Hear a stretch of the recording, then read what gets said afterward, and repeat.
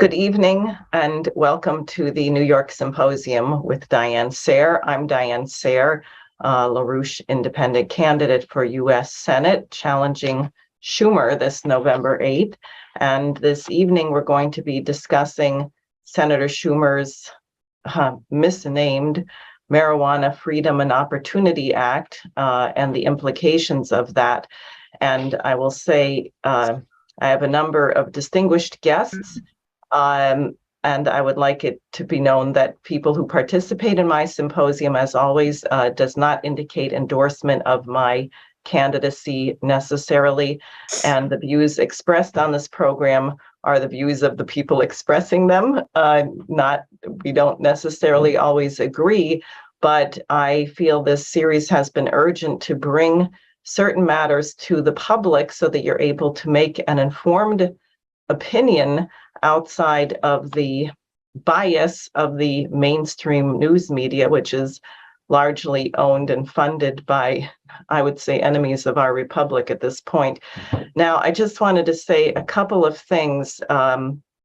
One, we had a fantastic rally in front of Schumer's office yesterday regarding his funding of not just the war in Ukraine, the weapons in Ukraine, but in particular, the U.S. Congress is funding something called the Ukrainian Center for Countering Disinformation, which has placed my name, along with many others, Helga Zepp-LaRouche, Tulsi Gabbard, Rand Paul, basically anyone who doesn't think we should have a nuclear war with Russia, has now been labeled as an information terrorist or war criminal, perhaps because we're committing a crime against war by not wanting to have one.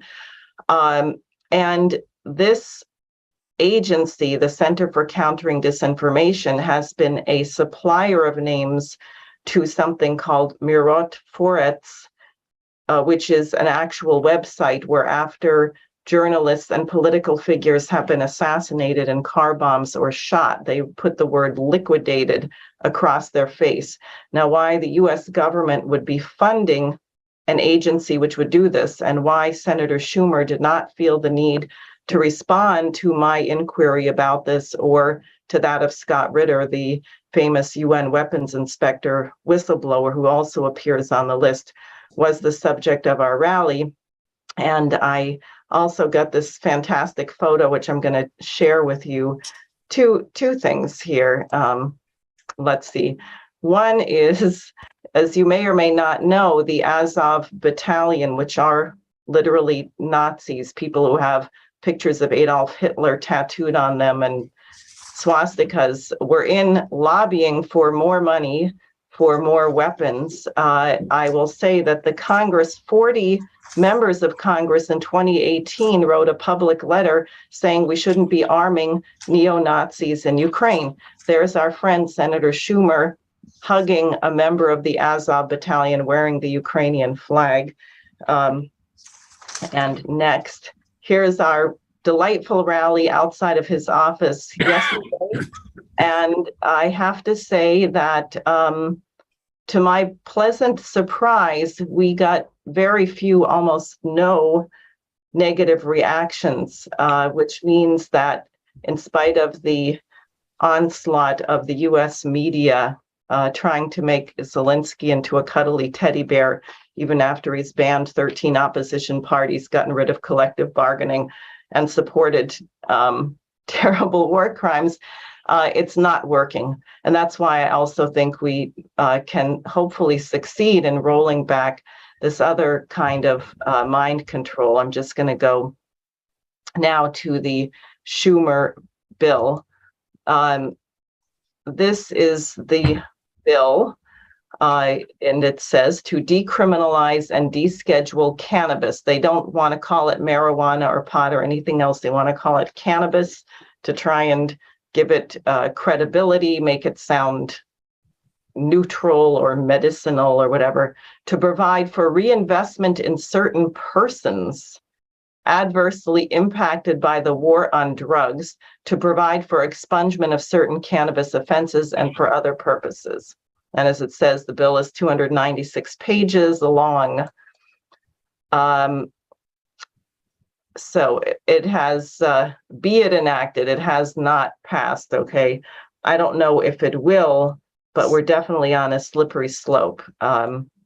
Now, this is a book published by Associates of Lyndon LaRouche, commissioned by LaRouche, on who actually runs the drug trade, which, of course, is not really the people who were targeted by the so-called war on drugs, which we never really had, because we didn't ever go after the drug money laundering. We didn't use the satellite technology that we have to eradicate drugs at their supply, but instead we used the addiction of people and the collapsing economy and the ease of trading drugs to create a new industry, a private prison industry, a slave labor industry, and an addicted population. Now, what I'm going to do is I actually want to start with a video which you may say, well, what does this have to do with Schumer's marijuana bill? And I would say everything, because what this video actually is going to discuss is the question of addiction and the question of mind control. And when you read the Schumer bill, which I had an associate read, and I'm being very honest, I did not read the bill in whole. I had an associate read it and brief me on sections of it and read sections of it. But what really jumps out at you is that this thing is designed to, like Big Pharma or other things, to get people addicted, to have a steady income stream, and to manipulate people's behavior. And so I'm going to show you something produced by a colleague of mine, Asuka Burke, who has 2 children, who has formed a group with parents called Parents for Classical Culture, who are looking into certain other kinds of addiction. And I think you're going to see the similarities. And I find it rather horrifying, and I think it'll give us a good perspective on the drug problem. So let's see here. We'll go to this.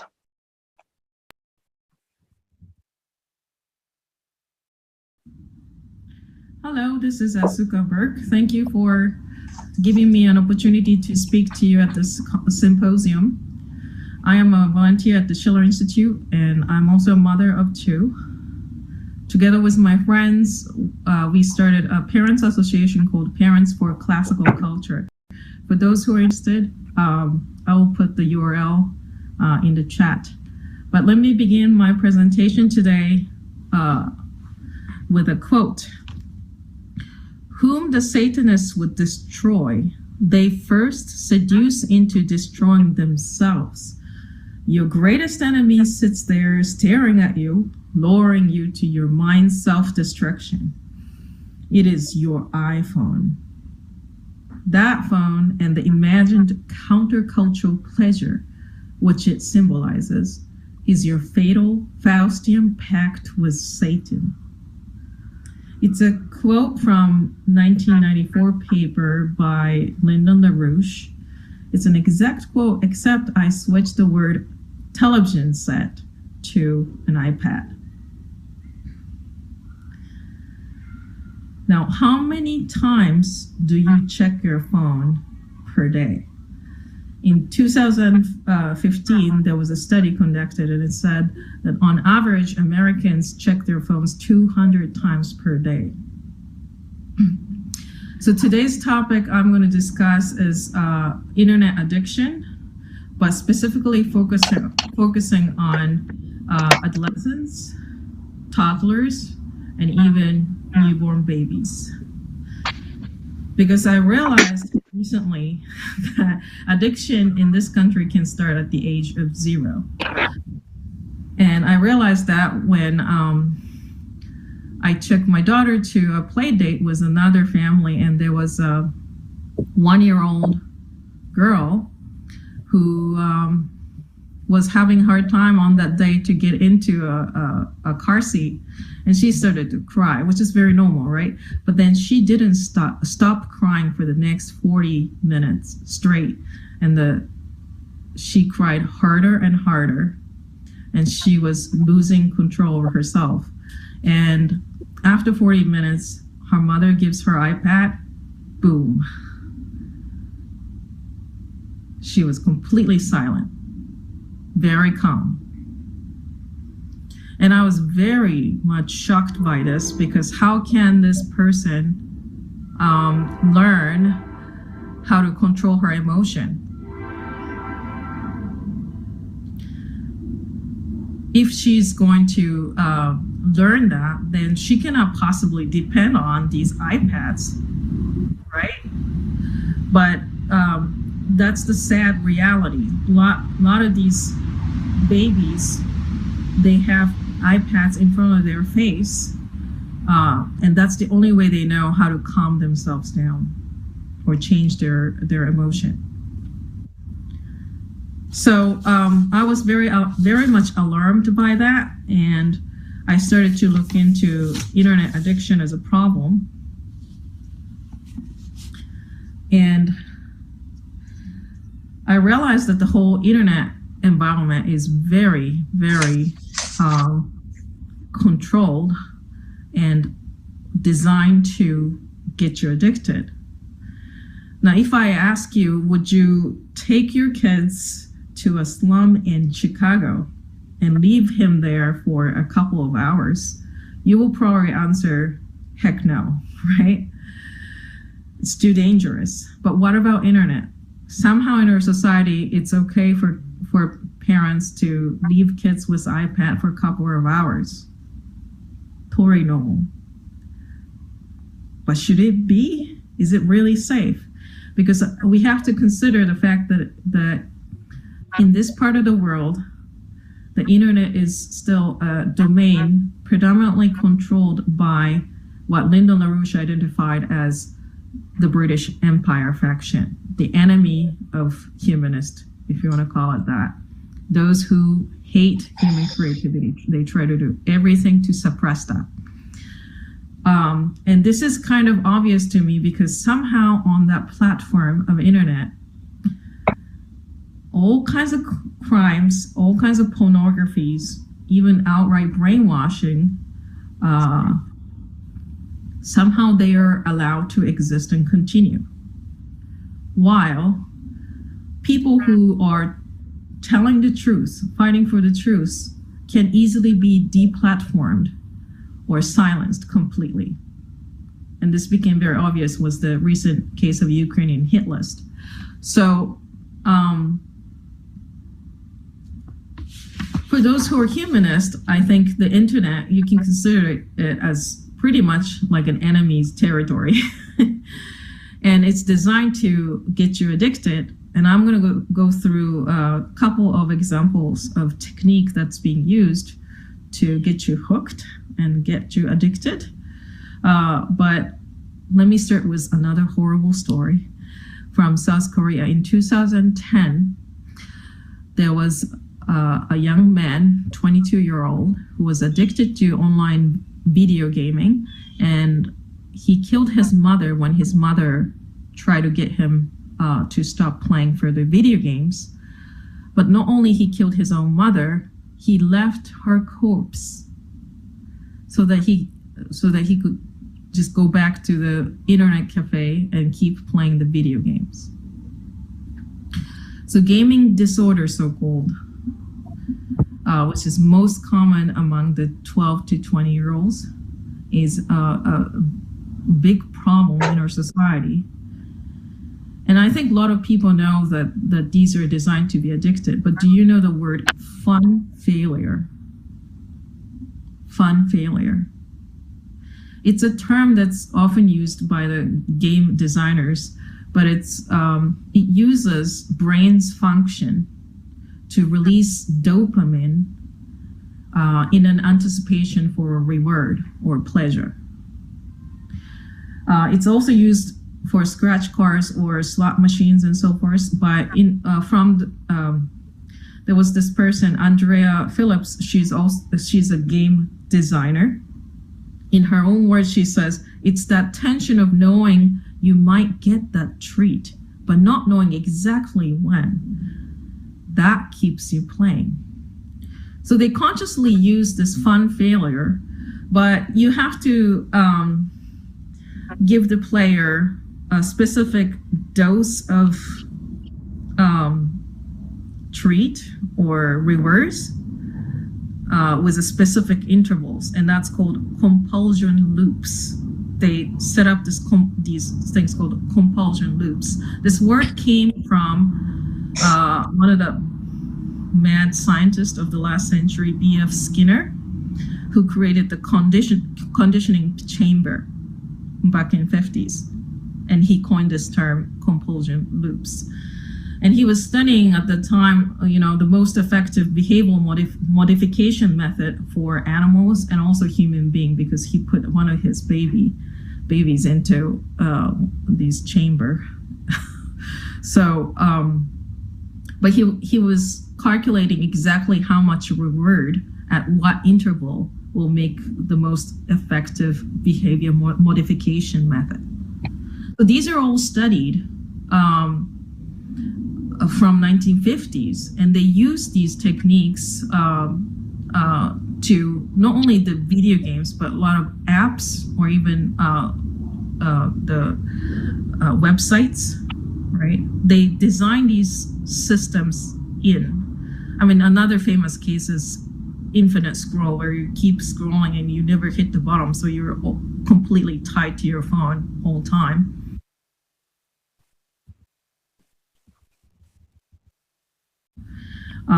And one of the doctor at the University of Pennsylvania says that epidemic of this depression among the youth is disorder of personal control. And from there, you can go to suicidal tendencies, school shooting, different problems. It's hard to solve all that, but look at the case of China, where here you have a country where it's really fighting effectively against these situations. In China, they limit the young gamers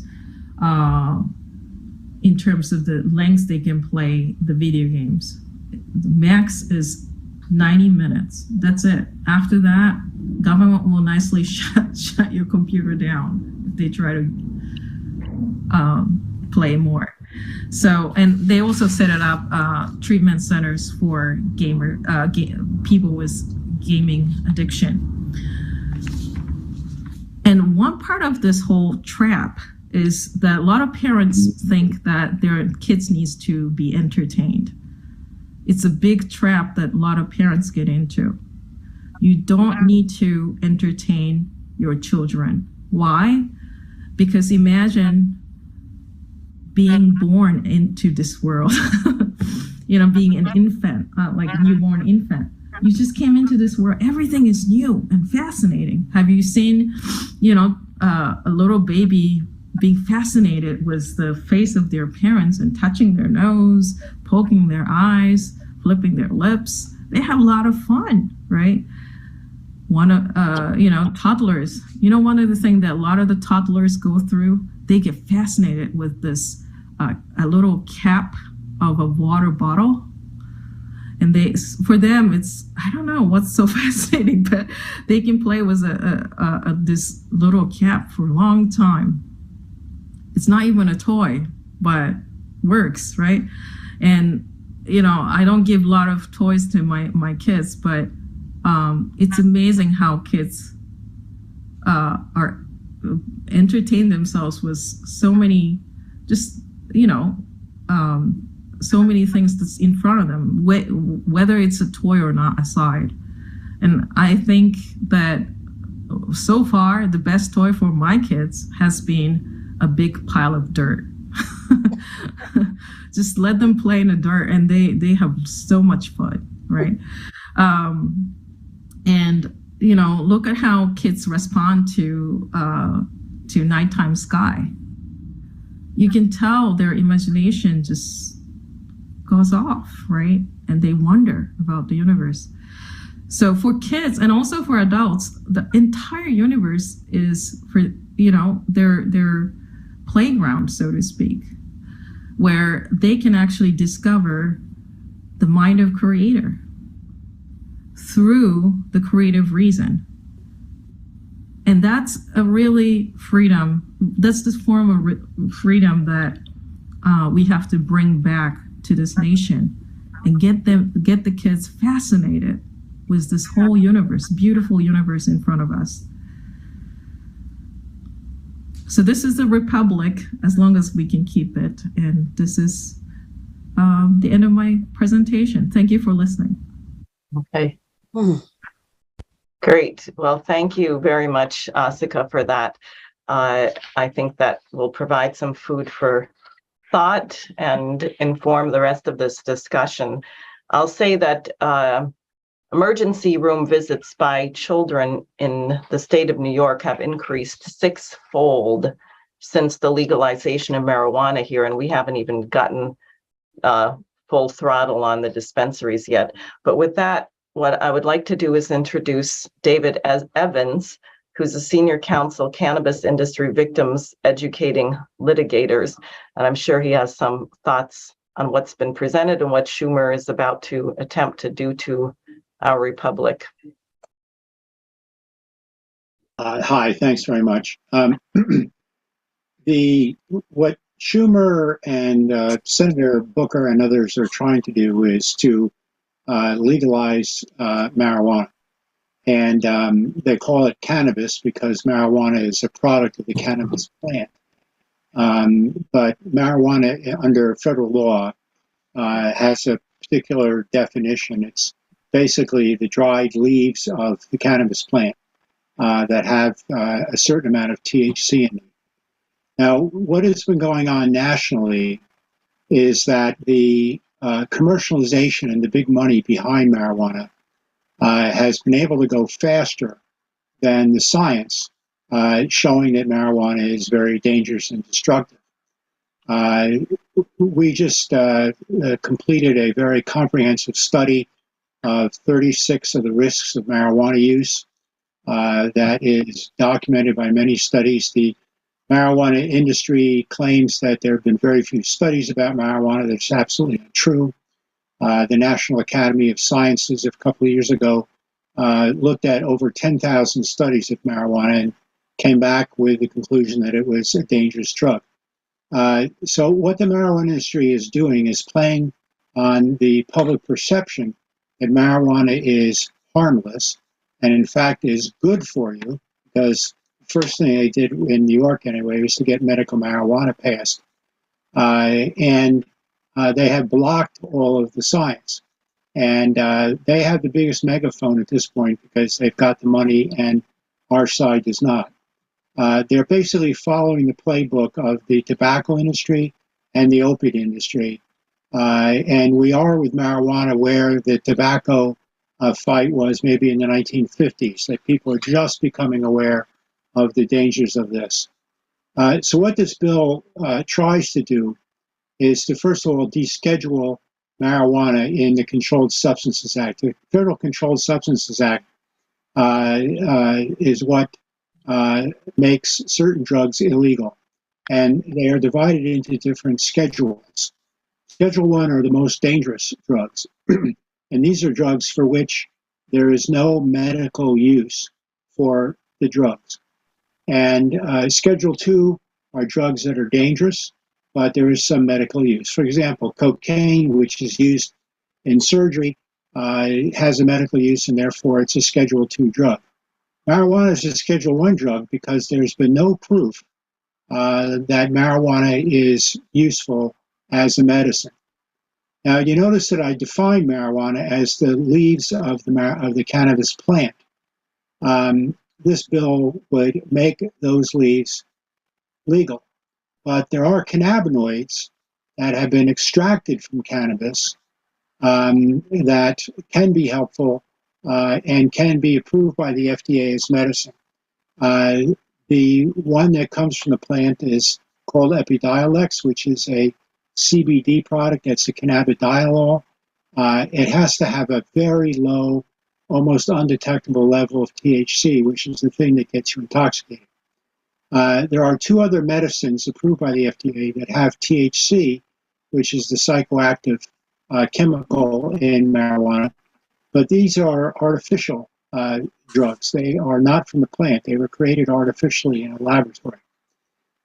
So there have been a lot of studies on marijuana and whether or not it's useful in medicine, but according to the FDA, they have not yet proven that it's safe and effective and that there are better medicines available. There's an 8-point process that you go through in scheduling, and this gets reviewed every few years. Last time it was reviewed is in 2016, and the Food and Drug Administration, the Department of Health and Human Services, and the Drug Enforcement Administration looked at all the data and said that marijuana should be a Schedule I drug because it is addictive, harmful, and it has no medical purpose. Now, this was tested in court. The marijuana industry took the DEA to court. The DEA won.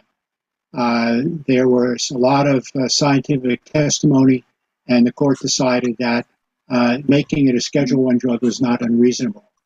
Now, why do they want to deschedule marijuana? Well, the reason is that it will enable them to, they say, to do more research on marijuana. There are some restrictions on Schedule I drugs, and that they have to be handled a certain way. So they want to get out of that so they can develop marijuana freely, and they want to get it to the point where marijuana is not illegal anymore. So they not only want to deschedule it, they want to get it completely out of the Controlled Substances Act. Now, how has this worked? And they want to set up a regulatory system run by the Food and Drug Administration to provide for proper, uncontaminated marijuana. Now, how has this worked elsewhere? Well, there's some states that have had legalized marijuana for some time. California is probably the oldest state. They started with medical marijuana, but they made it so easy to get medical marijuana that they might as well just have legalized marijuana. So they've been at it for over 20 years. The Los Angeles Times, which is certainly not a bastion of conservatism, just came out with a very extensive investigation of this and pronounced the legalization in California to be a complete failure. Now, what failed? Well, the legalizers got the law passed saying that it would cut down on the black market for marijuana. And the exact opposite has happened. Because it became legal, it created a market for marijuana. And it also had very weak controls in it. And as a result, there was a lot of black market. Why? Because you can buy black market marijuana cheaper than regulated marijuana. Regulated marijuana is taxed. You have to pay for a store. You have to pay for employees. And there's no way you can beat the black market. So it completely failed in that regard. It was also supposed to generate a lot of income. But like taxes on tobacco, the income that we get from it has in no way paid for all the damage that it causes. So they've admitted failure. The other problem is once the marijuana industry gets legalized, they make a lot of money, and they can hire lobbyists and lawyers to intimidate people, to convince people that that this is a good product. And they've also used this money to increase the potency of the marijuana. Now, when I smoked marijuana in college, and I did a few times, the marijuana then was maybe 2 or 3% THC. This was back in the 1960s. They have marijuana products today that are 99% THC. And it's the equivalent maybe of drinking a very low alcohol wine compared to pure grain alcohol. You're going to have a much more strong reaction to it. There is now very clear evidence that high potency marijuana causes mental illness, depression, psychotic reactions, schizophrenia, and so forth. And it causes suicide. The number one drug that is found in the bodies of dead children who've committed suicide between the ages of 15 and 19 is marijuana. And it's above alcohol, it's above any other drug. When these kids killed themselves, they were under the influence of marijuana. We're also seeing a lot of marijuana-related violence. Now, of course, this goes against the public understanding of marijuana that you smoke a joint, you become laid back. Well, we did an analysis of most of the mass shootings that have occurred over the last several years. And in virtually every case, the mass killer was a marijuana user. Now, how do we know that? Well, we got this information from medical examiner toxicology reports. We also got it from news stories, and we documented every single one of these. For example, the killer in Uvalde, Texas, who killed all those children, was a chronic marijuana user. And his mother and grandmother tried to get him off marijuana. And what he did is, before he killed the children, he shot his grandmother in the face. And whenever you see somebody doing something really crazy and murdering somebody, look for marijuana because it's probably there. We did, and we found it. There's a high percentage of marijuana also involved in domestic violence. So this high potency marijuana has a very destructive effect on people's mental health. And in some cases, it causes irreversible brain damage. It turns out that movie in the 1930s about reefer madness, turns out it's true. And it's been amply documented. The American Psychiatric Association, a lot of medical associations have come out with an opinion on this. And it is not helpful to anybody with a mental health problem. We are going to be starting a lawsuit in Michigan of a young man who used medical marijuana for Crohn's disease and became depressed and suicidal and killed himself. And it was because of the marijuana. That's what caused it, and we're going to prove that in court. So why are people like Schumer and so forth doing this? So first of all, they've been sold a bill of goods by the marijuana industry. The marijuana industry owes a lot of money, so they make contributions to campaign coffers. They buy tables at dinners. And if you donate money, you get the attention. And you couple that with a liberal attitude towards drugs, just like we have a liberal attitude now towards the police, not supporting the police. So they rationalize that this is okay and it's helpful. So what are some of the rationales they use? First of all, they say it's going to improve public safety. That has not proven to be the case anywhere in the United States. If anything, crime has gone up, and it is now marijuana-related crime. The police in California are now spending more time dealing with the marijuana industry and everything they do wrong than they spent prior to this when marijuana was illegal. So even more law enforcement resources are going into it. In fact, the marijuana industry in California is now begging the police to arrest the black market people. Because it will then help them market their more expensive products. They say it improves health. Well, there really is no evidence that marijuana helps with any illness. They pass it off as something that helps elderly people going through chemotherapy. But if you look at the data, you'll see that very few people are taking it who've got cancer. Most people who are getting medical marijuana are getting it for pain. Now, I'm a personal injury lawyer. I can tell you that sometimes people claim they have pain and they really don't. The average medical marijuana user in the state of Colorado is a 41-year-old male, hardly the debilitated person with cancer. In California, it's a 32-year-old male with a history of drug abuse. And this has come up with studies.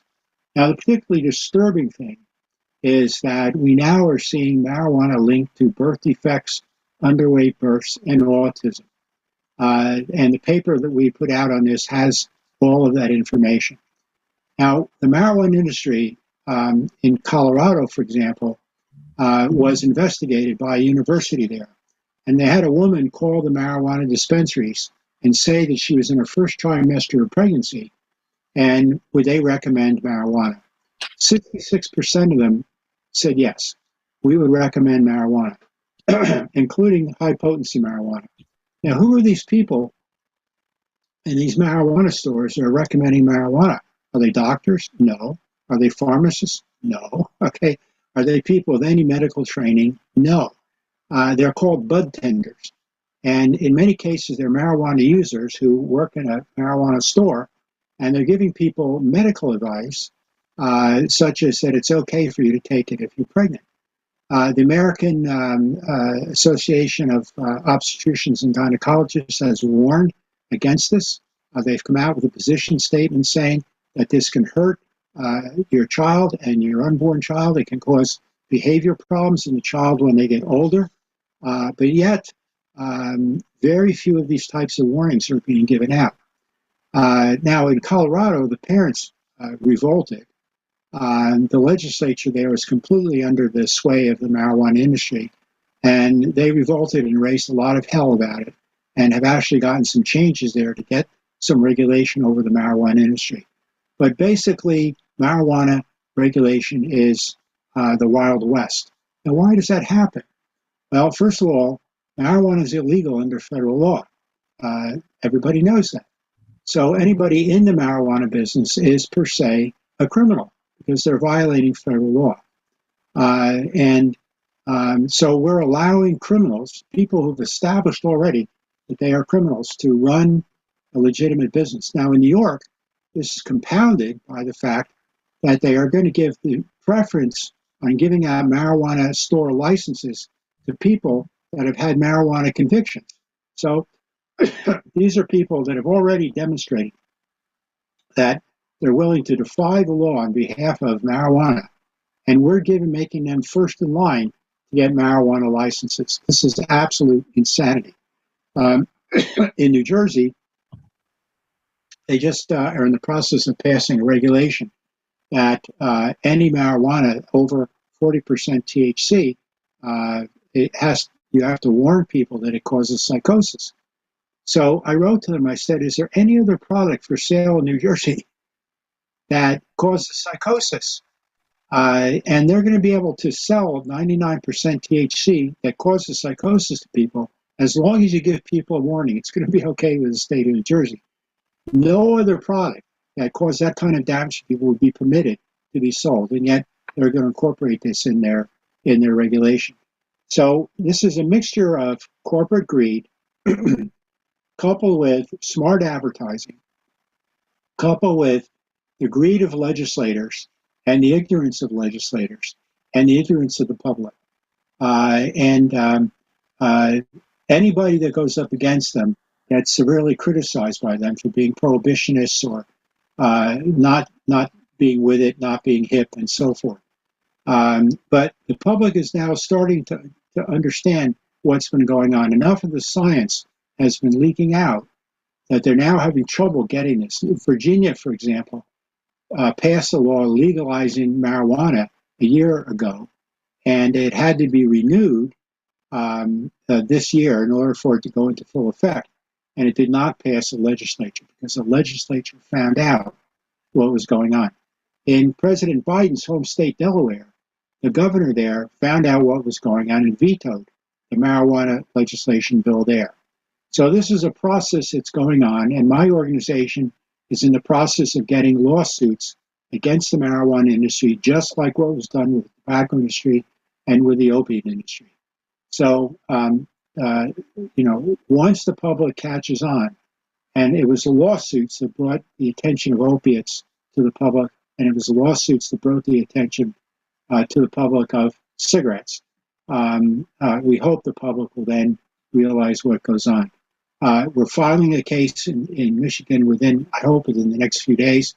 We're going to give it a lot of publicity. Once lawyers find out that there's a lot of money there, hopefully more of these lawsuits will come about. I don't know how long you wanted me to speak for, but I'd be happy to answer any questions and, of course, listen to the other speakers. Thank you. Great. Thank you so much.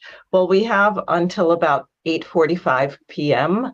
And we have two more speakers, Bishop Jethro James from Newark, New Jersey, who has been in this fight for some time. And I'll tell you all, I'm getting all kinds of comments. The government doesn't have the right to tell you you can't smoke pot.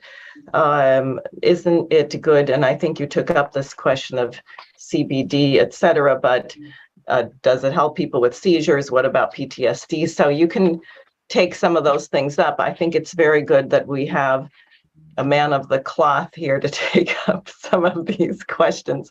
So Bishop James, please go ahead. Thank you so much again for having me.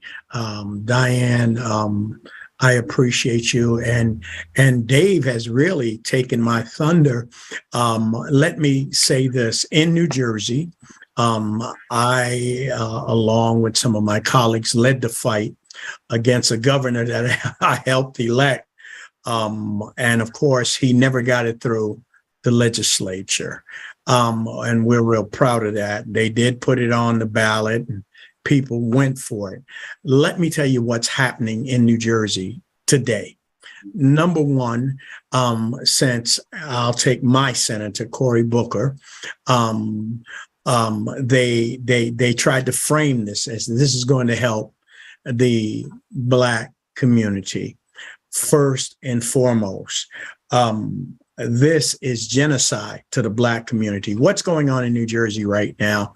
And I'm so glad Dave summed up some of it. I sit on the board of the UMDNJ, one of the largest hospitals in the state of New Jersey. What we're seeing is that babies are being born with THC poisoning.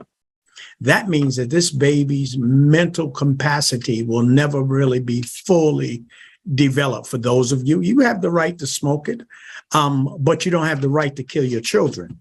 Here's the piece that's going on now.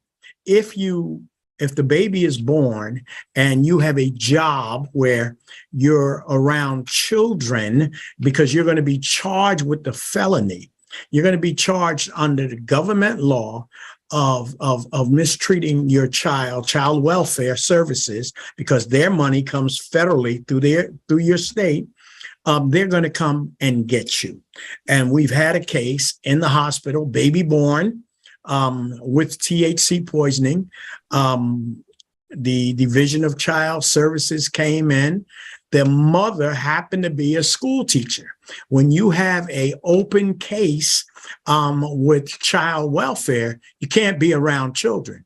Once the school board was notified that this child is now under intense medical care for the lack of regular brain development, the school board let her go.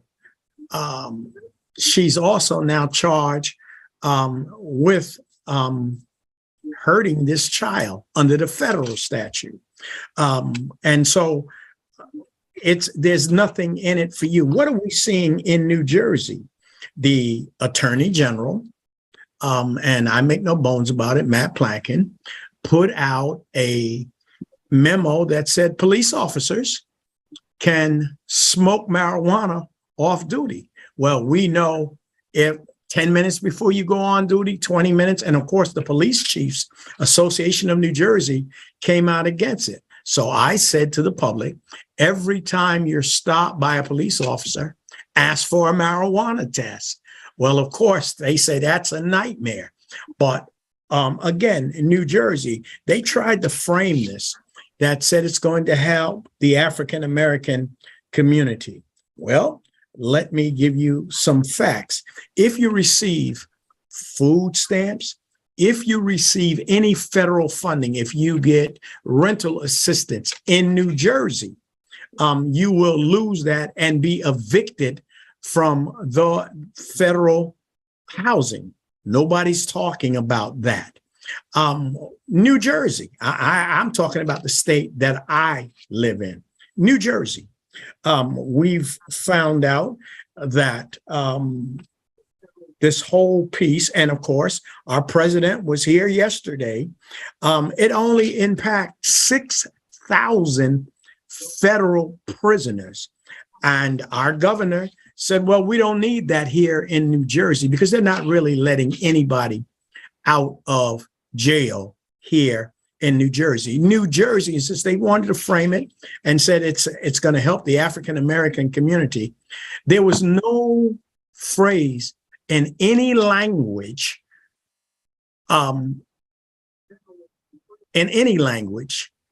racial profiling. Now it's in every language around the world. Birthplace in New Jersey. I know my organization was part, along with the NAACP, that sued our state police for discrimination. And thus, the term racial profiling was born.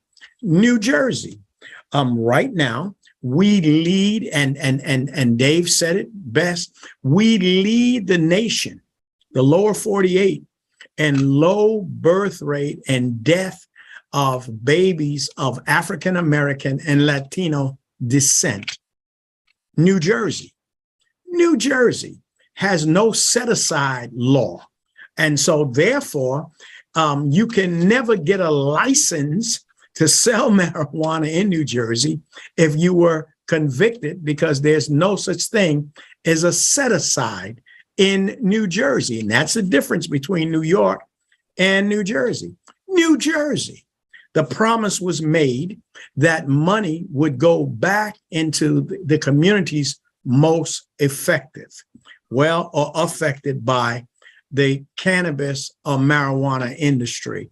Let me give you what's going on in New Jersey. Number one, we've seen a major increase in street sales in New Jersey. Not one penny has gone back to any organization or any city or urban area in New Jersey.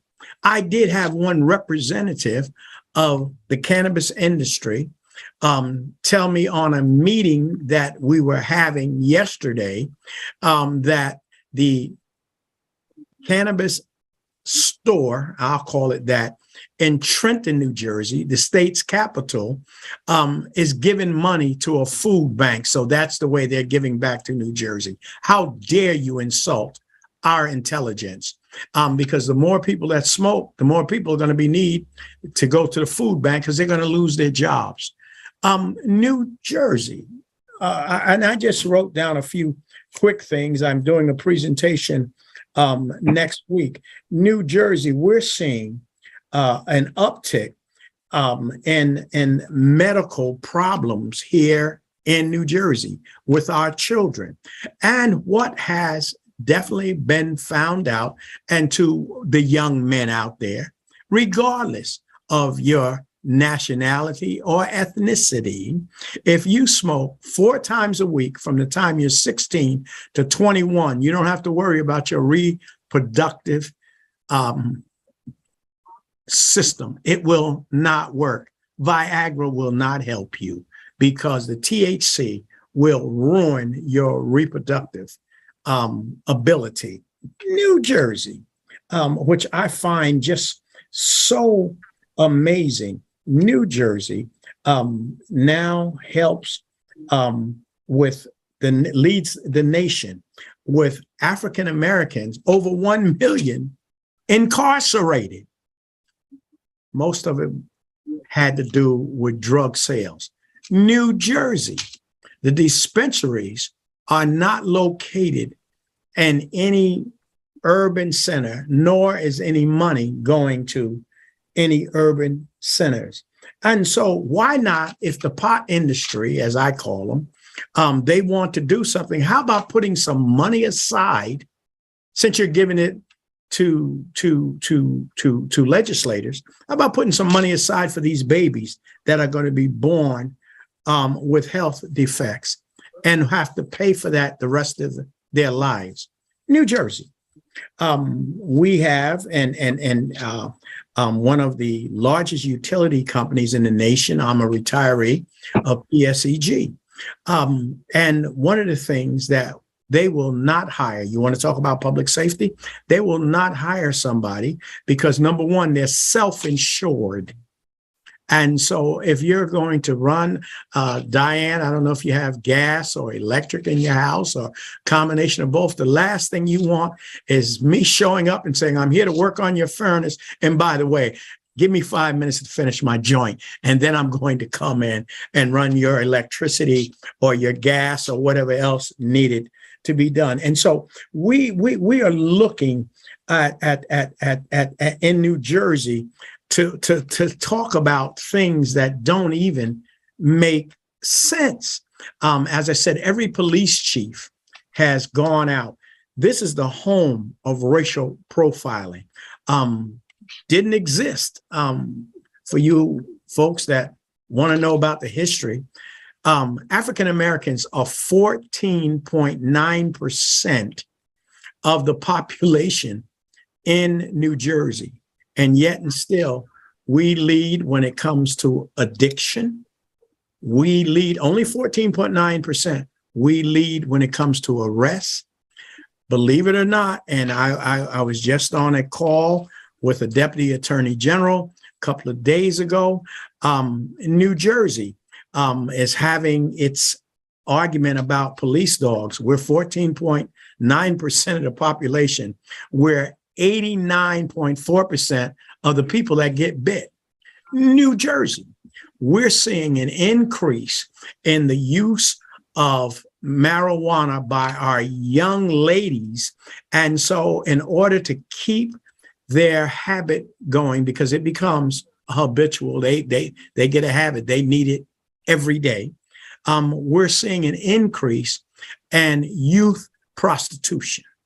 And so for them to talk about this is the thing to do, we know the edibles in New Jersey, we've already had some children that are, for lack of a better word, will never recover mentally from having edibles they shouldn't have. And so when people start talking about this bill is going to do anything and everything for the African American community, there's no other way of putting it. They're telling you an outright lie.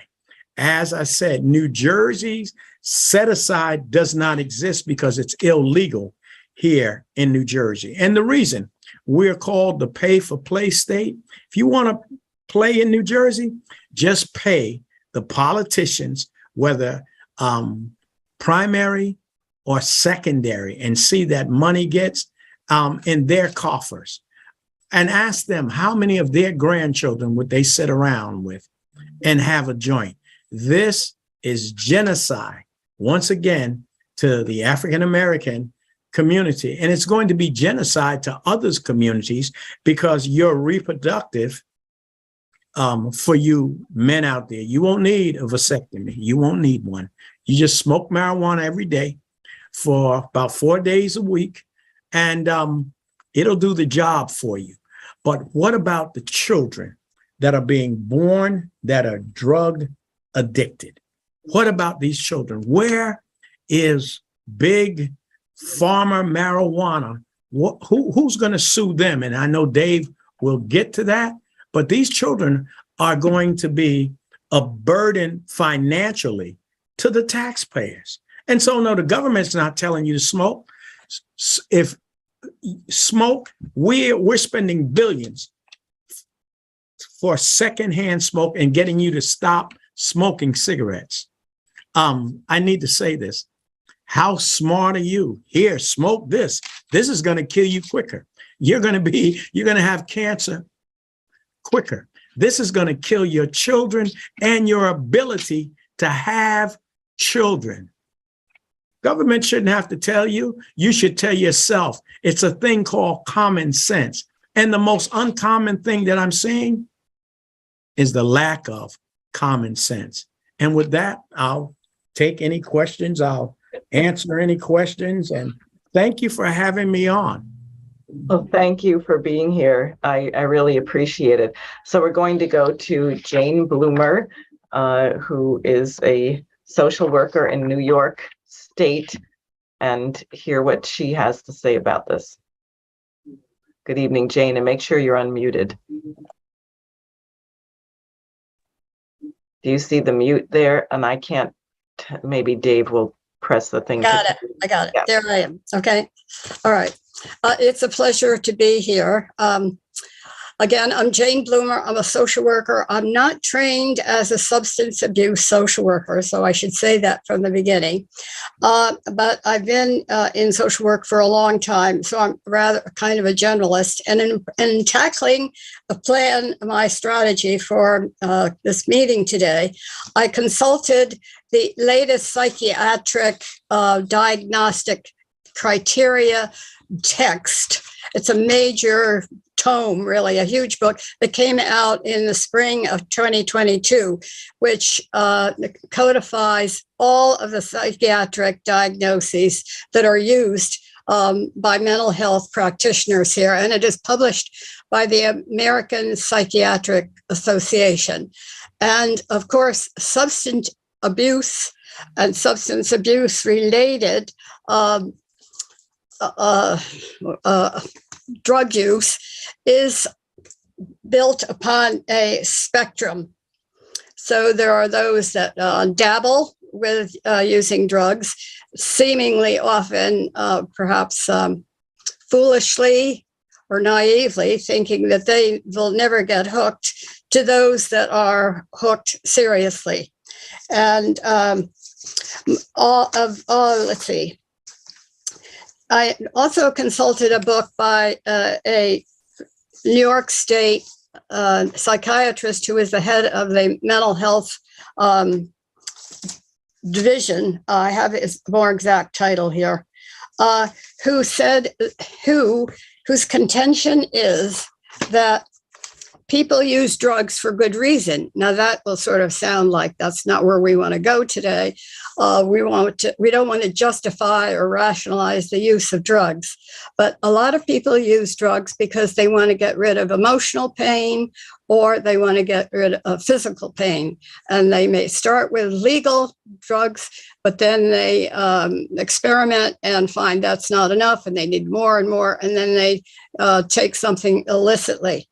So, but a major discovery for me that was mentioned in this new psychiatric diagnostic criteria book, and also by Dr. Sederer of New York State, is that drug abuse, substance abuse, we should call it substance abuse because it goes across the range of a variety of substances, is generally co-occurring with a psychiatric syndrome.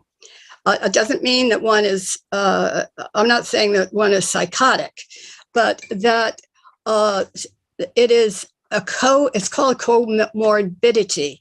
In other words, so when one has a substance abuse problem, often the person has, in addition, and I hate to even say secondarily, because it could precede the use of the drugs, of whether it is anxiety or depression, major depression, bipolar. It could also be schizophrenia. It could be something actually in the psychotic range, but that is insufficient to be treating people with substance abuse in drug treatment programs alone. And of course, we know 12-step programs have done wonders in the last 70 so years, but that is good. But in addition to that, it is necessary to have mental health treatment for drug use, and also, in addition, treatment for the co-occurring psychiatric problem. Let's see.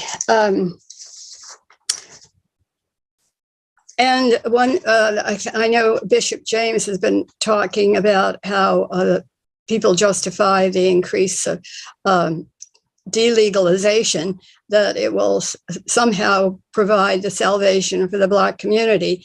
But it is, substance abuses are used across the board. They are used by the rich, by the poor, the people in the suburbs, people in corporations, people at high level, CEOs, not just people in the ghetto. So the fact that people are having this terrible difficulty with psychic pain, emotional pain, physical pain, causes me to raise a question which I'd like to have Diane's help in relating to. And that is, if people are having such emotional pain in life, that they're not finding satisfaction in life, or that physical pain is so ghastly that they can't get out to their job or justify using and taking too many days off from work, the question of culture comes up. What is the culture doing to help people appreciate what it means to have quality of life, what it means to have a meaningful existence, what it means to have self-esteem, what it means to have a meaningful job, what it means to have meaningful relationships? And in regard, I wanted to say that, but also that leads to another question that I would like Diane to relate to, and that is what is going on in our economy that we are not providing sufficient or adequate or stimulating enough education to help people want more thought-provoking work, more high-level use of their brain, more challenges on the job. What is going on in the culture? Now, I want to just toss in one thing, Diane, since I've been playing with this new giant diagnostic statistical manual. The latest version includes aspects of our culture. So in years past, the manual would be largely focused on a middle-class population, often the male population, because research had been primarily done on the white population, and certainly not people in the ghetto or poor whites in Appalachia and so on. But this latest DSM includes material on cultural conditioning, cultural factors that play a part in how well they're educated in a high-level suburban school near me versus how they're educated in maybe the poorest sections of an agrarian section in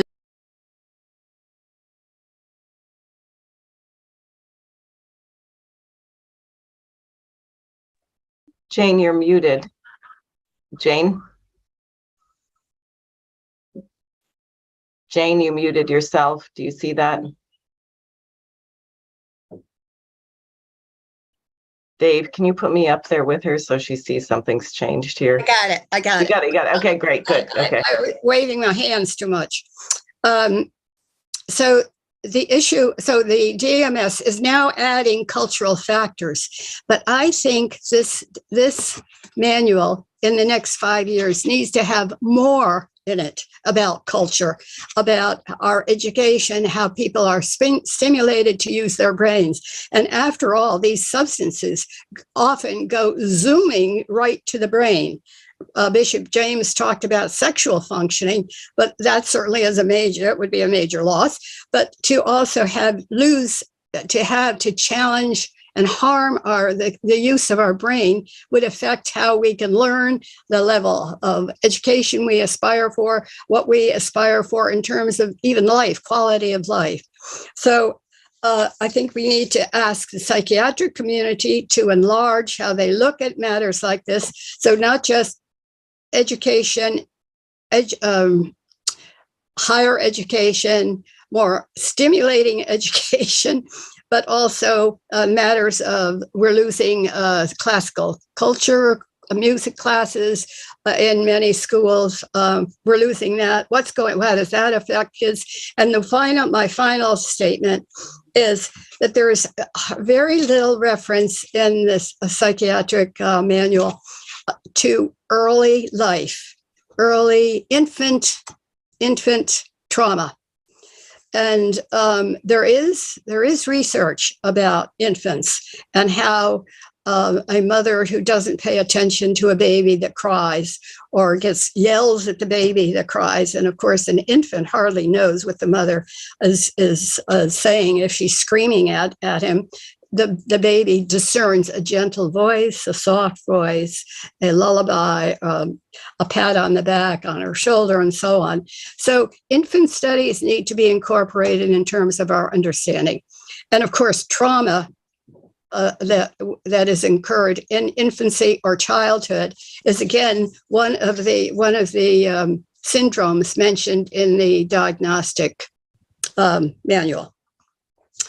And just I did want to, I don't know, are you interested in a title of 2 books that I would recommend to the public or to the people that are watching? Or do you want to go to questions? I think we have to. Fine. Yeah, we have about 9 minutes left. Maybe Dave can bring everyone up here just quickly. I do want to take up look, one thing that I think is hard for people to consider, because most people are not evil. Most human beings actually don't wish the total destruction of the human race, but there are those who do, and there are agencies. If you think of the medical experiments that the Nazis were doing, for example, if you think about the Tavistock Institute in London or the CIA, believe me, a lot of research has been done on how to manipulate people and how they think. We talk about it in terms of shopping, or in terms of what Ed Snowden revealed about this massive data collection. How many of you notice if you're walking somewhere and suddenly ads start popping up on your cell phone because you passed whatever, Bloomingdale's or something or other, or suddenly you go to a particular store and the next thing you know, you get 20 emails from them. Or you say a word, you don't even, it's not even based on location. These devices are listening all the time. You say a word and the next thing you know, you're getting ads. You say, oh, my back hurts. The next thing you know, you're getting ads on your phone. We are so profiled, so behavior modified. So don't be naive and think that, and that's what struck me about this Schumer bill, that they want to push drugs on you to just for your, general well-being, and so you can make some money. I think Bishop James has revealed some of the fraud of this line, that it's supposed to be good for the African American or Hispanic American community. These are the communities that are, forget it. We are throwing millions of Americans on the scrap heap. In the state of New York, there used to be 93,000 inpatient psychiatric beds. That the state hospital inpatient psychiatric beds are now 2,700, and I think private are 5,900. So that's like a 90% cut. Now, I agree, perhaps everybody who was institutionalized, maybe many of those people do better in group homes. But what does that say about your care for people? Or the prison system, where on the one hand, you have the so-called bail reform, which did need to be reformed, but not in such a way that people who commit violent crimes are back out on the street in 5 seconds. And then other people who have relatively minor crimes are in there for 25 years and absolutely brutalized. We have a brutal culture. We have an idea of revenge and punishment as opposed to rehabilitation. And I think part of this is that our nation doesn't have a mission. I would be very curious if someone's done a study, for example, in the middle of when FDR had the CCC, the Civilian Conservation Corps, and we got everyone employed and we were building thousands of schools and thousands of hospitals. I would suspect that as we started that, the suicide rate went down. I don't know. I'd like to know a study about that. How about when Kennedy said we're going to get to the moon in 10 years? And we had all kinds of people pulled into that from every walk of life. It happened to be that a group of African-American women were brilliant astronomers and mathematicians. And so we needed them and they were brought in. we have a society now that does not value the talents of people. And we have a financial system that has enriched itself on enslaving people very deliberately. And I was thinking of the overlay of what Asuka went through in the beginning on the video game and phone addiction with the drug addiction. And you are really creating a mess. You are destroying the part of humanity which makes us human, which is not our physical body, which, you know, there's a lot of things that animals can do better than we can. They can run faster. They have a stronger sense of smell. They have sharper claws. We shouldn't be so addicted to our physical appearances, but there is no animal that participates in creation.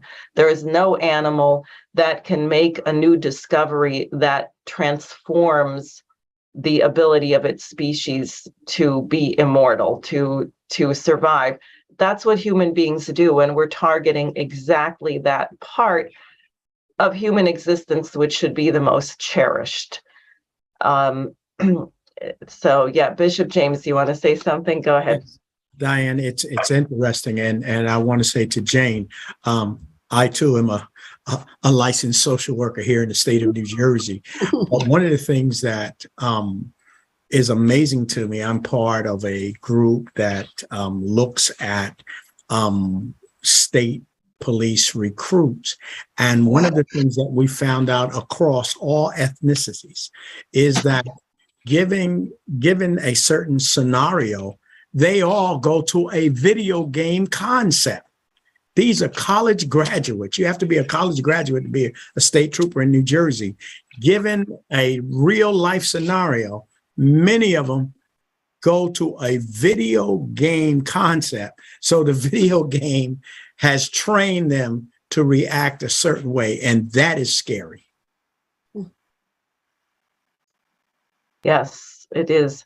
Now we have to wrap up in 3 minutes, but Dave, do you have any thoughts you'd like to say in closing? We obviously have to have another discussion about CBD and also post-traumatic stress syndrome.